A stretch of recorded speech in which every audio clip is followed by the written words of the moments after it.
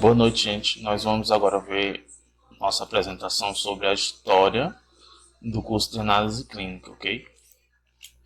Então a gente vai começar falando sobre o técnico, né? O técnico em análise clínica é um profissional com formação técnica de nível médio. Então, assim, vocês estão em formação técnica. Então, por isso que é o técnico em análise clínica. Quando vocês forem para o nível superior, vocês vão seguir algumas ramificações. Então, vocês vão poder fazer biomedicina, vocês vão poder fazer farmácia, então vocês vão poder ampliar um pouco a área de conhecimento de vocês, certo? Então aqui nós temos a questão que vocês têm a certificação do Conselho Federal de Farmácia, CFF. O profissional pode exercer a sua função em laboratórios de análise, chamados laboratórios de diagnósticos, biodiagnóstico e patologia clínica. Então, a área de atuação de vocês é o laboratório de análise clínica, certo? Ou biodiagnóstico ou patologia. Então, vocês têm essa gama e essa possibilidade de trabalho.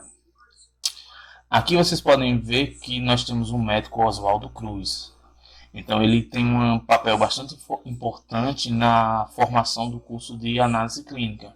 Historicamente falando, ele trouxe para cá as ciências biológicas, né? A questão do estudo da microbiologia. Então, a partir desses estudos é que começou-se a ver os laboratórios, a importância de se estudar e pesquisar. Os primeiros exames, né? Então, no início da prática da medicina da profissão, era restrita ao exame físico, a observação do paciente.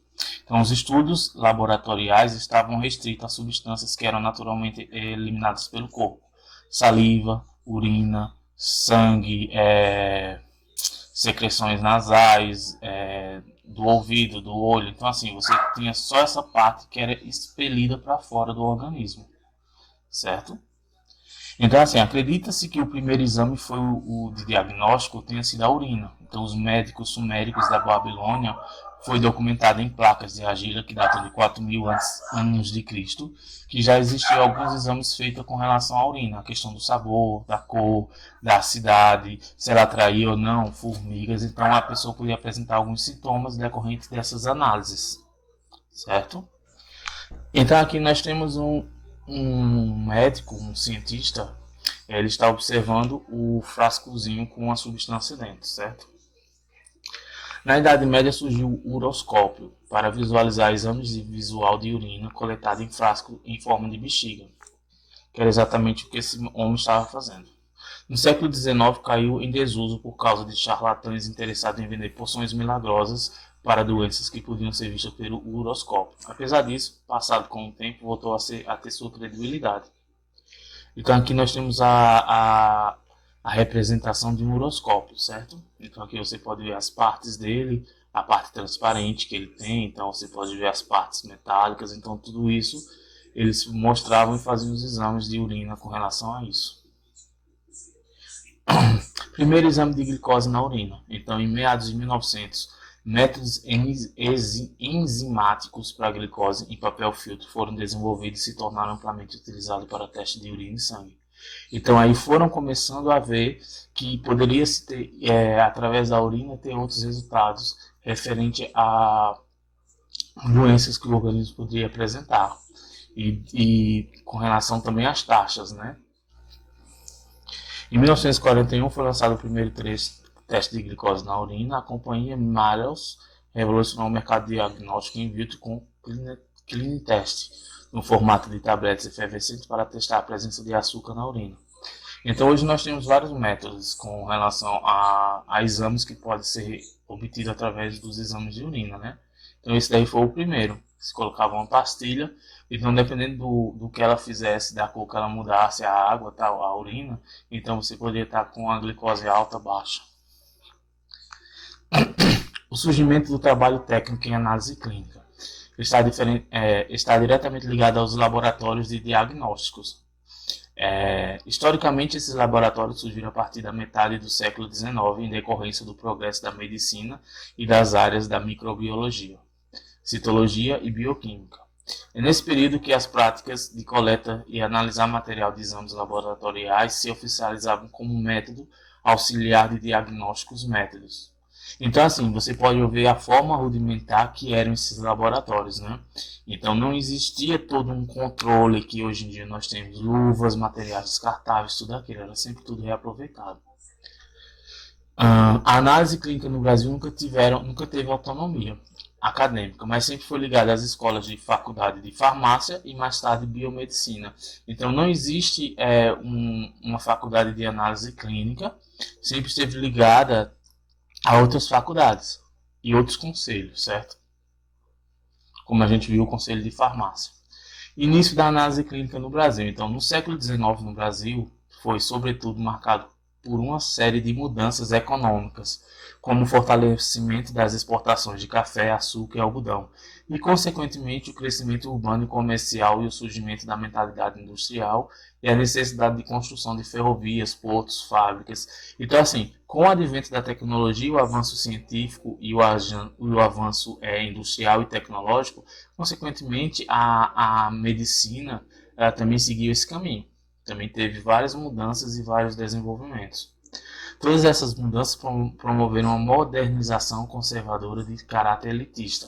Então aí vem a questão de lutas sociais, né? Então a evolução se deu, a melhoria se deu, mas não se deu necessariamente para todos, apenas para aqueles que aquela mudança tinha acesso, certo? Tal situação contribuiu para que nos primórdios da República a saúde pública aparecesse como preocupação do governo, estabelecendo assim os princípios da nova ordem republicana, que defendia a universalização de certos benefícios, como saúde e educação. Então a gente vê que desde o ano de 1800 em diante, a partir do século XIX, a partir do século XIX, isso, já se tínhamos essa visão de caráter socialista no Brasil, de você oferecer benefícios na saúde e na educação para a população em geral. Mas isso aí, claro, porque a população é mão de obra, se ela adoece, os grandes empresários ficam sem, certo? Nesse período, Oswaldo Cruz introduziu no Brasil um novo ramo da ciência, a microbiologia, que surgiu em Paris em 1888, através do cientista Louis Pasteur. Os estudos nessa área promoveram radical mudança internacional na medicina laboratorial, período em que se assiste o crescimento da regulamentação de laboratórios de análise clínica e Conogênese, segundo Klein, de 2003, esse é autor, né? Aí você vê o seguinte, que com a microbiologia, então começou-se a haver a necessidade de criar-se uma profissão em que as pessoas iriam analisar as substâncias que poderiam estar presentes nos fluidos corporais, que seriam os micro-organismos. Então, tudo isso advém disso.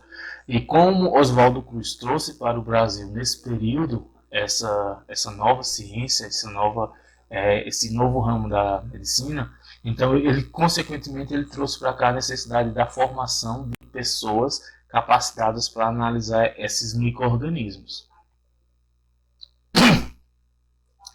E nesse contexto que surge a criação do Conselho Público de Saúde. Em 1890 é quando surge o primeiro Conselho Público de Saúde, que se tinha como uma visão analisar e ver as melhores formas de implantar um sistema de saúde no Brasil, certo? Inaugurado em 1908, o curso de aplicação foi a primeira escola brasileira de pós-graduação, verdadeira inovação no panorama científico nacional, e se ensinava e trabalhava durante 2 anos sobre métodos de investigação, experimentação em microscopia, microbiologia e imunologia. Então, assim, a primeira escola no Brasil que se tem notícia oficialmente, e ela trabalhava com a pós-graduação, né, a primeira pós-graduação no Brasil, um curso de especialização, foi exatamente na área de microbiologia. Então, assim, a gente vê o avanço que esse curso, esse ramo da medicina, ele teve e de importância para o Brasil, né? Porque a partir daí outros cursos começaram a serem desenvolvidos. O CFF. As atividades de análise clínica estão ligadas a institutos e conselho como o Conselho Federal de Farmácia, Conselho Federal de Biologia, Conselho Federal de Química e o Conselho Federal de Biomedicina. A Lei de 3.820 de 1960 criou o CFF. Em seu artigo 14, institui o profissional de farmácia deveria se inscrever no CRF para exercer sua atividade profissional, assim como profissionais técnicos em análise clínicas, como poder ver a linha A, artigo 14.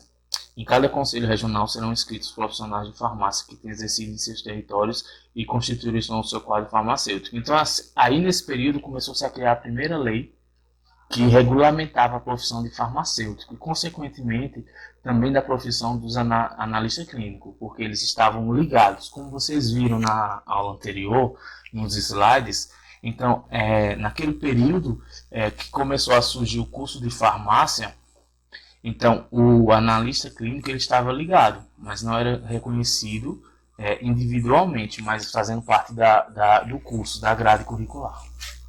Então, assim, tanto farmácia quanto o curso de análise clínica ele tem diferentes níveis de educação, certo? Então, esses níveis de educação vão o nível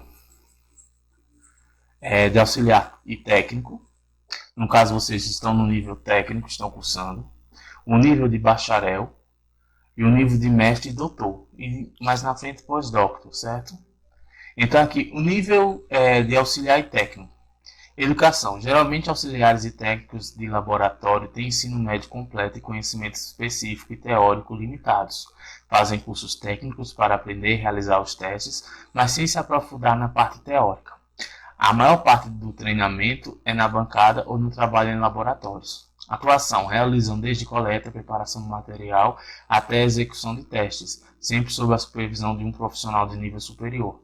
Então, quando vocês estiverem trabalhando na área e estiverem atuando, vocês vão fazer os exames, vocês vão fazer tudo, analisar, mas quem vai ser responsável por aquele exame que você fez não vai ser você, vai ser o profissional de nível superior do local. Então, vocês vão dar,